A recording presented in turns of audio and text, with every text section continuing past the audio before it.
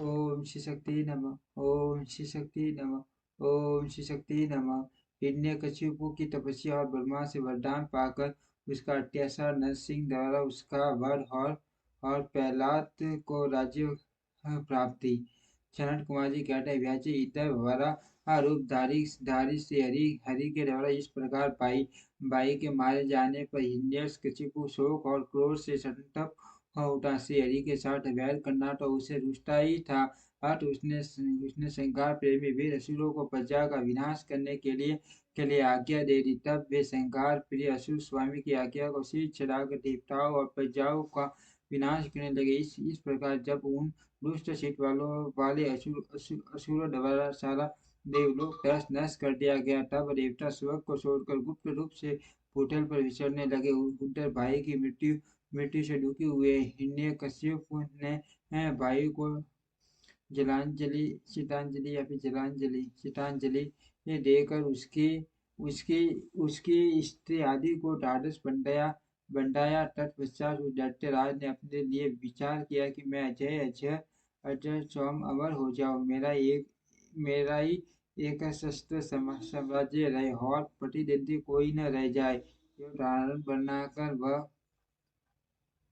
वह मंडराचल पर गया और वहां एक गुफा में अत्यंत घोर तपस्या करने लगा। उस समय वह प्रेरक अंगूठे के बल बल खड़ा था। उसकी भुजाएं ऊपर की ओर उठी और दृष्टि आकाश की ओर लगी लगी थी।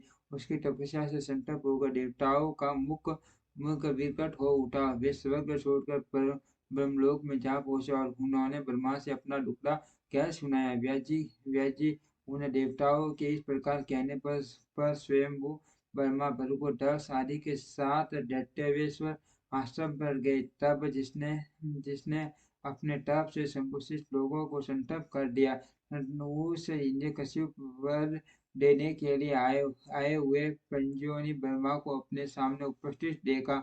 उधर पिता पितामह ने भी उससे कहा, वर मांग। तब जिसकी बुद्धि मोहित नहीं हुई थी, वह उस असुर ने विधाता की उस मधुर वाणी को सुनकर इस प्रकार कहा। हिरण्यकशिपु बोला, ऐश्वर्यशाली प्रजापति मैं चाहता हूँ कि स्वर्ग में भूतल पर दिन में रात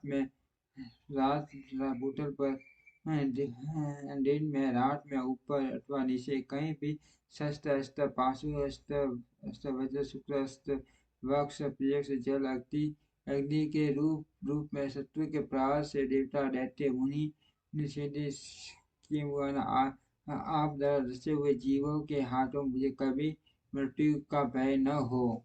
जनक कुमार जी कहते हैं, मुन्ने हिरण्यकशिपु वैसे वचन सुनकर पंचोनी ब्रह्मा के मन में दया का भाव जागृत हो उठा। उन्होंने मन ही मन विष्णु को प्रणाम करके उनसे कहा, दैत्येंद्र, मैं तुझ पर प्रसन्न हुआ तो तुझे सारी वस्तुएं प्राप्त होगी। तूने 96,000 वर्षों तक तप किया है। अब मेरी कामना पूर्ण हो चुकी है। अतः तप से विरत होकर उठ और दानवों के राज्य का उपभोग कर। ब्रह्मा की वाणी सुनकर हिरण्यकशिपु का सुख प्रसन्नता से खिल उठा। इस प्रकार जब पर्वतन उसे दानव राज्य पर अभिषेक्ति कर दिया, तब यह उठा और त्रिलोकी को नष्ट करने का विचार करने फिर तो उनमें संपूर्ण धर्मों का अवशेष करके संग्राम में देवताओं को जीत लिया। तब देवता भागकर विष्णु जी के पास पहुंचे। वहां से हरि देवताओं और मुनियों की दुख सुनकर उन्हें आश्वासन दिया और शीघ्र ही उन दैत्य का उनका वचन दिया। तब देवता अपने स्थान को लौट तदंतर महात्मा विष्णु ने ऐसा रूप धारण किया जो नरसिंह और आधा मनुष्य का वह अत्यंत भयंकर दिख रहा था। उसका मुख खूब फैला हुआ नर्मदा की बड़ी सुंदर थी और नख टीके गर्दन पर ही थे। दाने अयोध्या में उससे करोड़ों करके आपके नगर में प्रविष्ट हुए हैं, क्योंकि मुझे इनकी मूर्ति ही बड़ी विकराल दिख रही है।